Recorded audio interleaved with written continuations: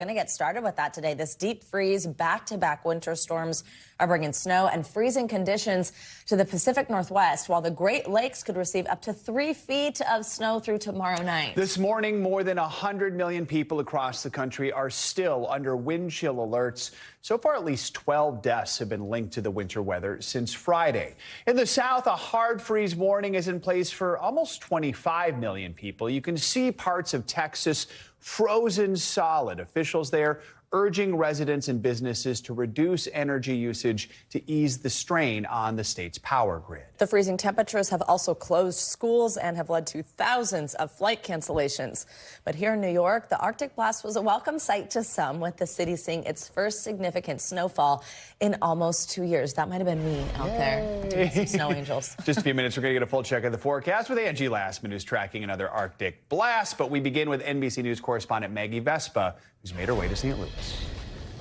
Hey, good morning from St. Louis, one of so many American cities waking up once again to absolutely brutally cold temperatures this morning. It is a wind chill here of -2 this morning, so it is absolutely painful. And then across the country, authorities actually confirming a grim update. 12 people, they say, have now died across the U.S.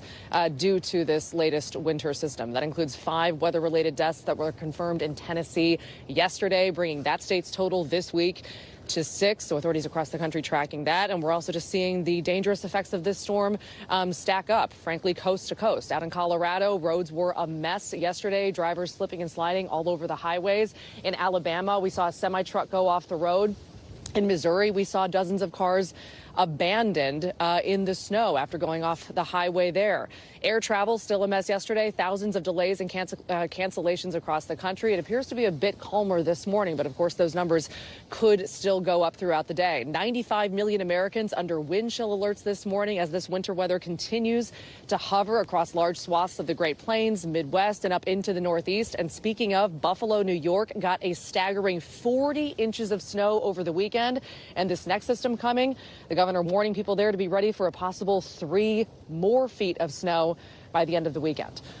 Guys, I'll send it back to you. Measured in feet. All right, Maggie Vespa, thank you so much. All right, for a closer look at the weather in your area, let's get a check on your morning news now weather. Meteorologist Angie Lastman joins us. Angie, good morning. Hey, good morning, guys. We've got another storm system that's impacting the west, and it's going to eventually move across the country. And we've got impacts down the line for the east as we get through the next couple of days. But let's start out west. We've got 16 million people under these winter alerts. They range from the Rockies to the Cascades and out towards the Pacific Northwest, where we'll see rain, snow, ice, all on the table. Specifically today, I think for places like Oregon, you can see it's kind of a mess and snow falling as you go a little farther to the east. But we do have that rain working onshore for folks in places like Oregon. Here's the system that we're going to watch here over the next day or so. The heaviest of that snow looks to be centered across the Cascades and the northern Rockies. But again, we've got wind and we've got rain also included in that, and some icy conditions that's going to make travel difficult across that region. As we get into tomorrow, notice the snow that starts to spread into portions of the Central Plains. And we have this new system that kind of develops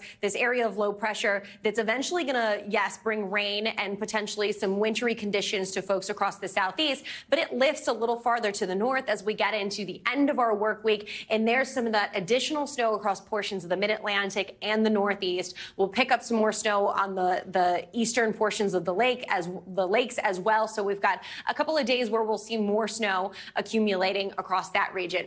Meanwhile, as far as the rain is concerned, an inch, 2 inches, all on the table here, closer to the coast. Here's the hazardous travel conditions, though, that ice that I mentioned. This is going to be possible across portions of the Northwest, Washington, Oregon. Those are the spots where we could potentially see some power outages, too. And when we take a big picture look at the snow, maybe a half of a foot up to a foot possible across this region. We move a little farther to the east, and you can see downwind of the lakes, that's where we'll see those highest amounts, potentially a couple of feet of snow by the time this is all said and done through Friday. Maybe another inch or 2 in some of these spots that were really excited yesterday to pick up snow, places like New York. And of course, we've got to talk about the temperatures because, boy, it's chilly no matter really where you look. We look all the way down to the Gulf Coast. These freeze alerts are up for 30 million people, stretching from Texas to Florida. We've got wind chill alerts for 95 million people across much of the east. And we're going to have a shot of reinforcing cold air that works in by the time the end of the work week finishes. Minneapolis just just 6 degrees on Friday, 5 for Omaha. We go from the teens on Wednesday in Chicago to 20 degrees on Thursday and back down to the teens by the end of the week. And the 30s are in place as far south as St. Louis until Friday when we drop to the teens. And when we look at those early morning wind chill temperatures, guys, it's much worse. Of course, we've been dealing with this for days. We go from -4 on Thursday to -23 on Friday to -29 on Saturday for our friends in Omaha. Bitter cold, lots of layers are going to be needed through the weekend. So -4 is the good temperature. Yeah, exactly. Enjoy it while you can. Oh, my goodness. All right, thanks, Angie. Thank Appreciate it. This morning, President Trump is expected back in court here in New York for the second day of the E. Jean Carroll civil damages trial.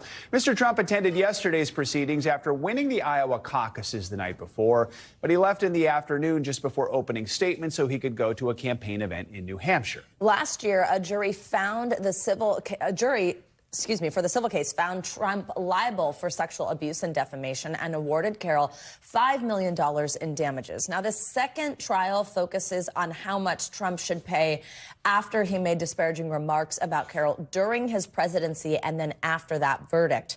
Trump is appealing that verdict and has denied ever meeting Carroll. NBC News legal analyst Danny Ceballos joins us now. So, Danny, trial got underway with some pretty combative opening statements yesterday. What stood out to you?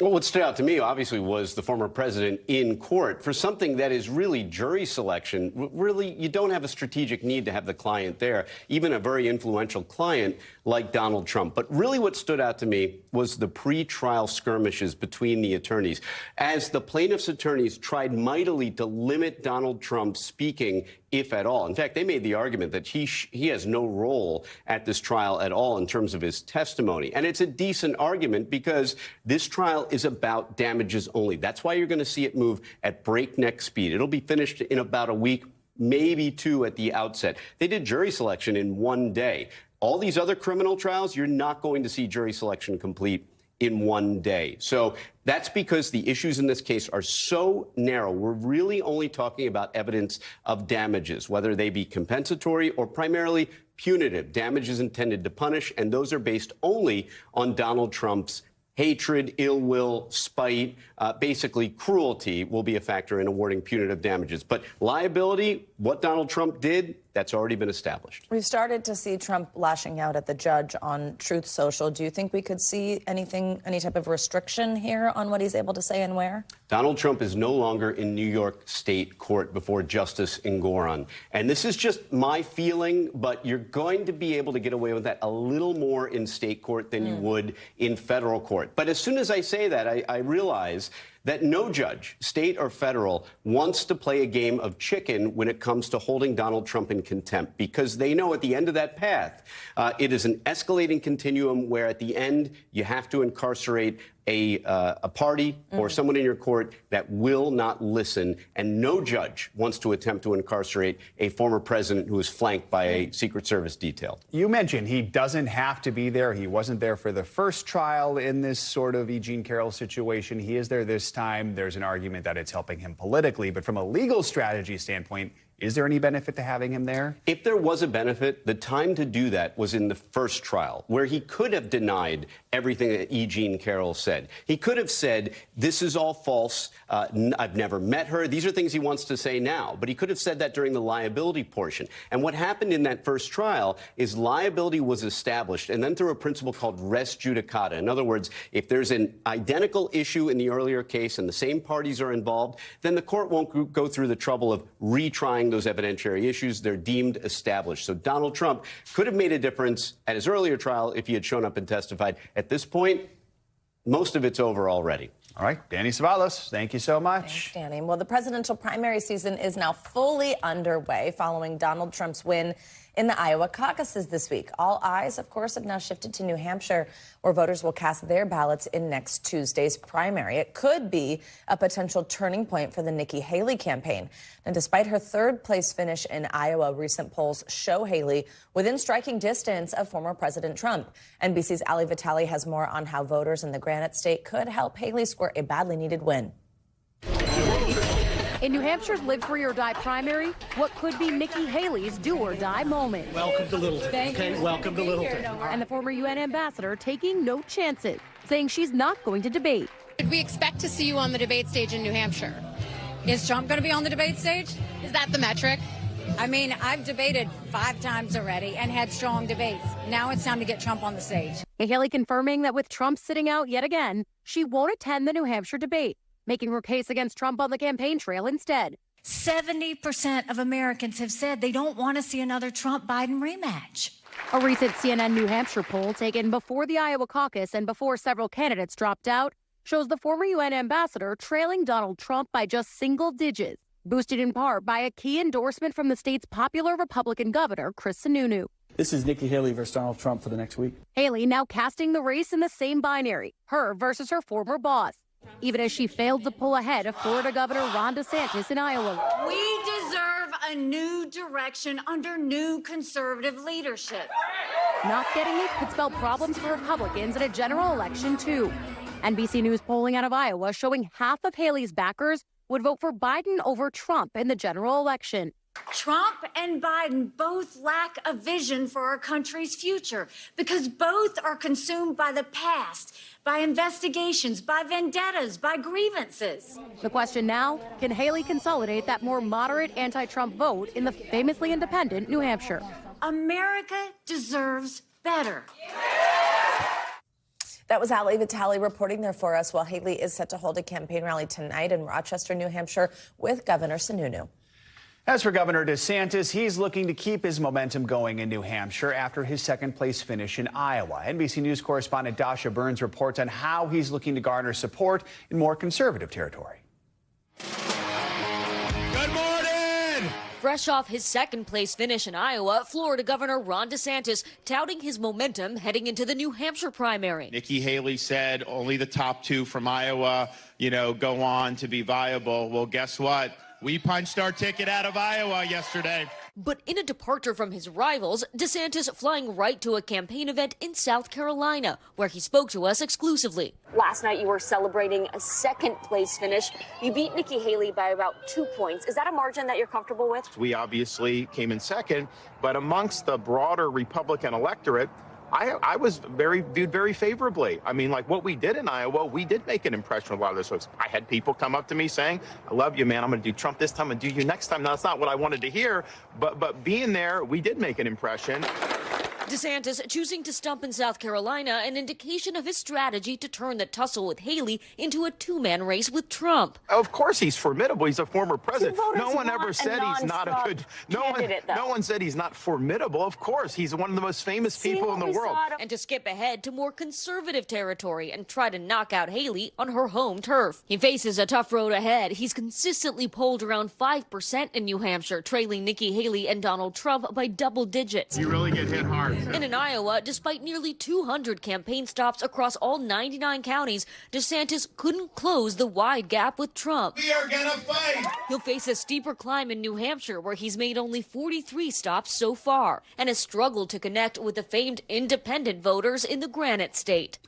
Our thanks to Dasha Burns for that report. For more on the state of the race, let's bring in NBC News senior political editor Mark Murray. Mark, thanks very much for joining us this morning. So let's talk about recent polling in New Hampshire. It shows it really now being this 2-person race between former President Trump and Nikki Haley. What factors make Haley more popular in this state than she was in Iowa? Yeah, it all comes down to the composition of the electorate. In New Hampshire, independent or undeclared voters outnumber registered Democrats and Republicans. And what we are expecting in New Hampshire is roughly about close to half of the GOP electorate being these independent voters. In Iowa, just 18% of all Republican caucus goers turned out to be independents or crossover Democrats. So this is a fundamentally different electorate, which is why Nikki Haley is performing better in the polls in New Hampshire and why the race overall is closer than what we ended up seeing in Iowa. So, Mark, because of that difference in the electorate, history shows us Iowa doesn't always translate to a win in New Hampshire. What more should we know about that and the comparisons between the two states?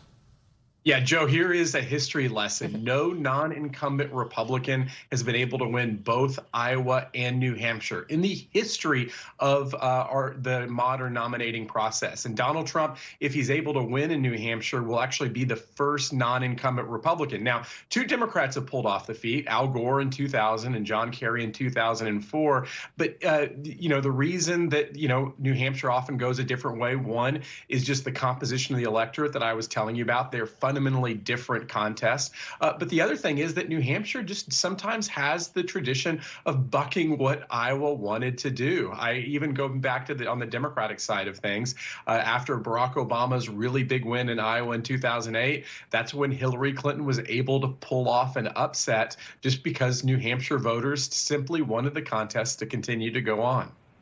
Mark, after Trump's win in Iowa on Tuesday, he has this, early lead on delegates, likely not to relinquish them. But walk us through, remind us kind of some of this math here. What's it going to take for DeSantis and Haley to bridge that gap and ultimately get the support that they need?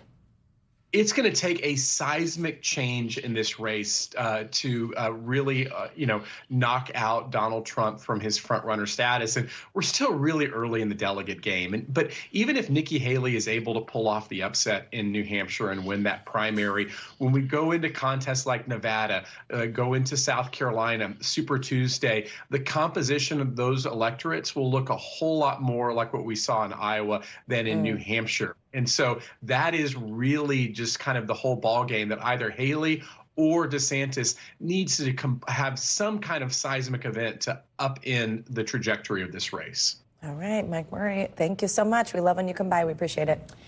President Biden is set to meet with the top 4 congressional leaders at the White House later today. Multiple sources tell NBC News that his request for national security funding is on the agenda, including aid for Ukraine, Israel, and border security. It's been tied up for weeks because Republicans won't approve the funding unless it includes tougher border policies. And all of this comes as the Friday night deadline draws closer for Congress to pass a short-term funding bill to avert a government shutdown before the money runs out. NBC News Congressional correspondent Julie Sirkin joins us now. Julie, good morning. So big picture, they need to pass a short-term spending bill to avoid that government shutdown at the end of the week. Where do those talks stand right now?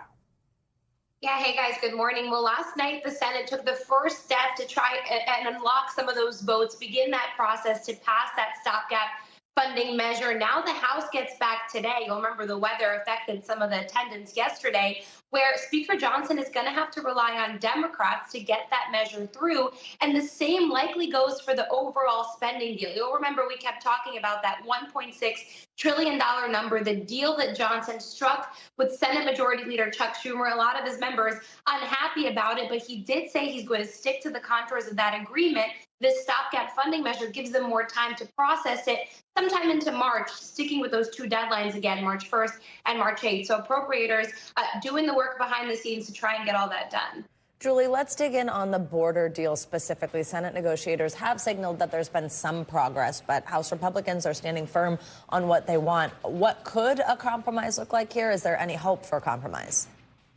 Senate negotiators are still going back and forth over that provision of parole. You'll remember this is something Republicans want to restrict, the presidential parole authority. This this specifically applies to humanitarian parole. This is not only migrants from Latin America, from South America. This is also from Ukraine, from Afghanistan. So this is really something that Democrats say the president should have the authority to do. Republicans, though, say there's no deal without that provision settled. Then you also have House Republicans who don't want to accept anything less than that partisan H.R. 2 border bill they managed to pass last year. That would go nowhere in the Democratic-controlled Senate. But you mentioned that White House meeting happening later today. We're told that this will include not only the top congressional leaders in the room with Biden, but also those key committee chairs where Ukraine is going to be a top focus. Because, again, border is tied to Ukraine. That's something House Republicans put on the table. They're going to have to untie those two measures in order to get it across the finish line.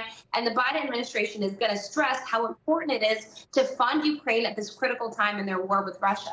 Julie, one more headline out of Capitol Hill I want to ask you about. Yesterday, senior lawmakers in Congress announced a bipartisan deal to expand the child tax credit, provide a series of tax breaks for businesses. So what's the benefit here for American families, and when could this go into effect?